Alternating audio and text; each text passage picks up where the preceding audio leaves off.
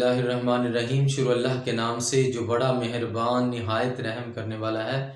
आज हम लोग आपके इम्तिहान के हवाले से कुछ ख़ास बातें हैं उनके बारे में बात करेंगे। 8 से 10 बातें ऐसी हैं जो कि आपके लिए बहुत बहुत इंतहाई ज़रूरी हैं। आप मेरी बात ध्यान से सुनेंगे। सबसे पहली बात यह है कि आप कोई भी बुक जब तैयार कर रहे हैं, मिसाल के तौर पर आप 9th क्लास की बायोलॉजी या 10th क्लास की बायोलॉजी या फर्स्ट ईयर की या सेकंड ईयर की कोई भी बुक जब आप लोग तैयार कर रहे हैं तो सबसे पहले आप लोग ये प्लानिंग करें कि इसके किस चैप्टर से कितने क्वेश्चंस आएंगे। मिसाल के तौर पर जी 9th क्लास की मैं अगर केमिस्ट्री की बात करूं, चैप्टर नंबर 1 है और उसके बाद जी चैप्टर नंबर 2 है और फिर उसके बाद चैप्टर नंबर 4 है। चैप्टर नंबर 1 और 4 बहुत बहुत इंपॉर्टेंट है। जब आप लोग चैप्टर नंबर 1 और 4 कर लेते हैं तो आपके 15 नंबर चैप्टर नंबर 4 से और 10 नंबर आपके चैप्टर नंबर 1 से 25 नंबर आपके पूरे हो जाते हैं।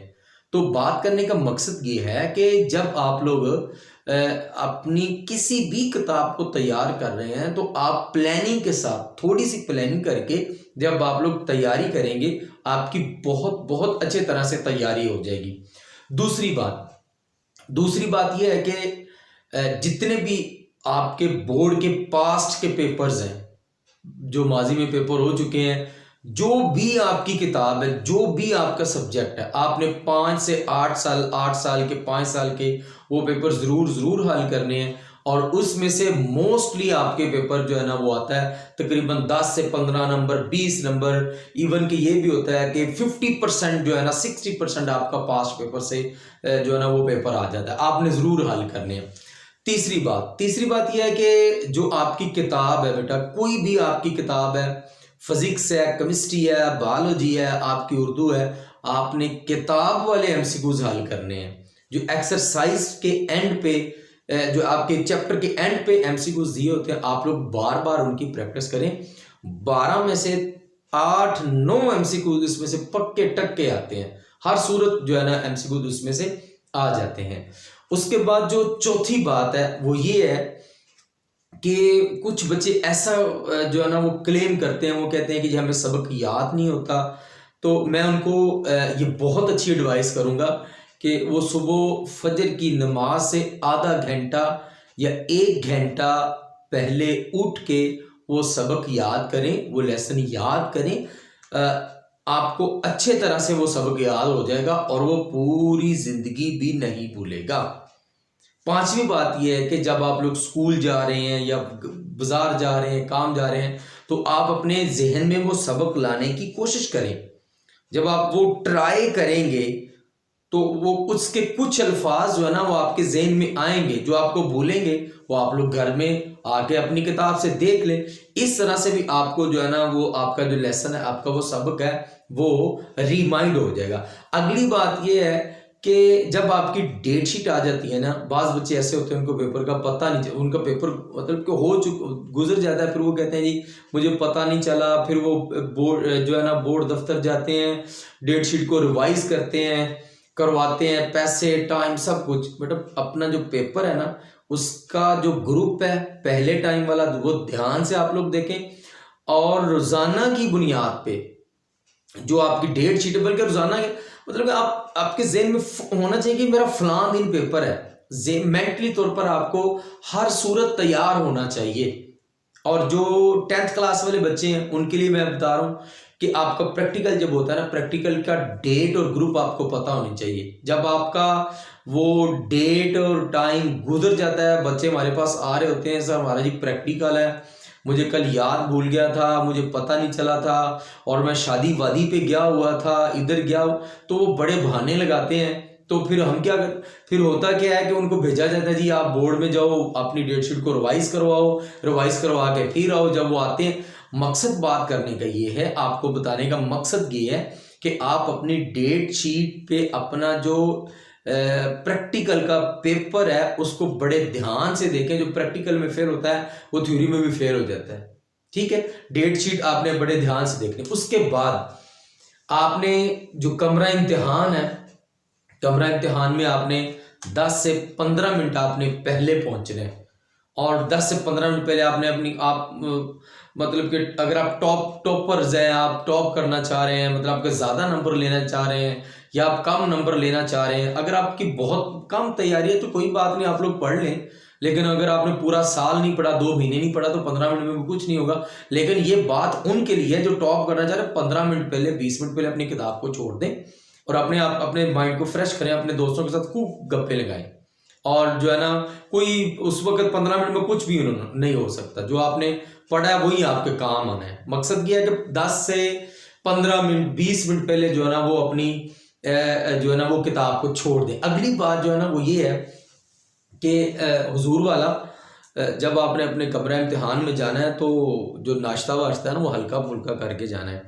ऐसा ना हो कि पेट भर के खा के जाएं और उस वक्त उधर पेपर दे रहे हैं और उस वक्त जो है ना वो वॉशरूम की, इस तरह से नहीं होना चाहिए। हल्का फुल्का नाश्ता जो आपने खाना है, खाना पीना है, वो पेपर दे के आए, उसके बाद जो है ना वो खाने पीने वाला सिलसिला चला लें। जब बंदा ज़्यादा मतलब कि तो खाली पेट आप लोग पेपर देने जाएं। मैं तो यही आपको सजेशन दूंगा। जब खाना खाते हैं तो उस वक्त जो है ना वो माइंड पे भी बोझ होता है, माइंड भी जो है ना अच्छी तरह से काम नहीं कर रहा होता। तो ये इंतहाई ज़रूरी है। अगली बात यह है कि जब आप लोग पेपर हल कर रहे होते हैं तो बच्चे क्या करते हैं मोस्टली। मैं आपको एक मिसाल बताता हूँ। ये मेरे पास एक किताब है 9th क्लास की, जो है ना वो बायोलॉजी की किताब है। उन्होंने आपको शीट एक देते हैं पेपर में, ठीक है। वो कहते हैं जी ये शीट देते हैं। बच्चे क्या करते हैं, यहाँ इधर से लिखना शुरू कर देते हैं। बेटा इधर से नहीं लिखना, आपने उल्टी साइड से, जहाँ से कहते हैं ना, आपने पहला पेज छोड़ के आपने यहाँ से लिखना है। बात की समझ आ रही है ना। आपने अगले पेज से जो है ना वो अपना पेपर हल करना है। अच्छा जी, उसके बाद अगली बात ये है कि पेपर की जो प्रेजेंटेशन है वो आपने इतनी ज्यादा ख्याल रखनी है ना कि आपकी सोच है। देखिए जरा, मिसाल के तौर पर उन्होंने क्वेश्चन दिया हुआ है, आप लोग सवाल नंबर 1 इधर लिखेंगे और जब आपका सवाल क्वेश्चन मुकम्मल हो जाएगा तो आप अपनी मार्कर के साथ नीचे लाइन लगाएंगे और उसके बाद सवाल नंबर 2 लिखेंगे। बात करने का मकसद ये है, आपको समझाने का मकसद ये है कि पेपर की जो प्रेजेंटेशन को आप बहुत ज्यादा ख्याल रखेंगे। प्रेजेंटेशन को बहुत ज्यादा ध्यान से पेपर करेंगे। अपना गंद वंद नहीं मारेंगे। बार बार अगर आपने एक लफ्ज लिख दिया, मिसाल के तौर पर आपने केमिस्ट्री लफ्ज लिख दिया है, तो इसके ऊपर ऐसे ऐसे गंद वंद नहीं मारेंगे। ये बहुत ही बुरी हरकत है, हमें बहुत, जब पेपर चेक करते हैं बुरी लगती है। ऐसे लाइन लगा के ब्रैकेट लगा के उसके ऊपर क्रॉस लगा दें। नहीं सुकून मिलता ना तो एक लाइन लगा दें। इससे ज्यादा आपने जो है ना वो कुछ भी नहीं करना। अगर आप करेंगे तो उसका जो इंप्रेशन है वो बुरा जाएगा और आपके नंबर कट जाएंगे। एक बात मैं आपको वाज़ह तौर पर बता दूं, अगर आप लोग पेपर अपनी मर्जी से हल करते हैं ना, प्रेजेंटेशन के मुताबिक हल नहीं करते, तो फिर जो पेपर चेक करता है वो आपके नंबर काटता है। जब पेपर चेक करने वाला जो सर है ना, अगर उन्होंने दो नंबर है जी, तो उन्होंने 1 नंबर आपको दे दिया, वो 1 ही रहेगा, वो 2 नहीं हो सकते, कभी भी 2 नहीं हो सकते। उन्होंने आपका टोटल सही करना है। इसके बारे में मैं इंशाल्लाह आपको बताऊंगा, गाइड करूंगा। अगली बात यह है कि जब हम लोग बाजार जाते हैं ना, हमारा जो बर्रसगीर का एक जो कल्चर है, मतलब जो भी, मतलब कि बंदा बाजार जाता है, अगर खरबूजा लेना हो ना तो उसको बड़े अच्छी तरह से खुशबू उसकी लेते हैं, मीठा है ऐसे करके उसको, और रेडी वाले से हम लोग मतलब कि उससे कई सवालात करके कि ये ऐसा निकलेगा, ऐसा, मतलब कि हमारे माशरे में चलता है ऐसे। कोई भी चीज़ लेनी हो उससे प्राइस कम करवाते हैं। लेकिन जब इसकी बारी आती है, आपकी तालीम की बारी आती है, तो फिर कुछ सवाल नहीं करते। तो मैं आपको बिल्कुल वाज़ह तौर पर आपको ये बात करूँगा कि जब आप किसी से ऑफलाइन गाइडलाइन ले रहे हैं, ऑनलाइन गाइडलाइन ले रहे हैं, तो आप उनसे, आपको पता होना चाहिए, आप उनसे सवाल करें कि आपकी सर क्वालिफिकेशन क्या है, आप जिनसे भी पढ़ रहे हैं आपकी क्वालिफिकेशन क्या है, आप कहाँ पे पढ़ाते हैं, आपका मेजर सब्जेक्ट क्या है, क्या वो आपको अच्छे तरह से गाइड कर रहे हैं, आपको आपके जो बेसिक कंसेप्ट है वो आपको समझा रहे हैं, आपकी बुनियाद बन रही है। तो अच्छी बात है। ऑनलाइन भी देखें, यूट्यूब पे भी देखें, लेकिन वो टीचर देखें जो आपको बड़े अच्छी तरह से गाइडलाइन करता है। 100 रुपये खरबूजा और बाकी जो 1000, 2000, 5000 की चीज है, वो इतनी तहकीक करके, इतनी ज्यादा वेरिफिकेशन करके कि इसकी कोई चीज उक्कड़ दुक्कड़ तो नहीं है, इसके मतलब कि इसको खराब तो नहीं है, फिर लेते हैं। लेकिन इतना ही तजस्सुस, इतनी ही केयर जब अपने फ्यूचर के बारे में करेंगे तो फिर इंशाल्लाह ताला जो है ना वो फ्यूचर बहुत ही ब्राइट होगा। किसी किस्म का कोई भी जो है ना वो मसला नहीं आएगा सामने।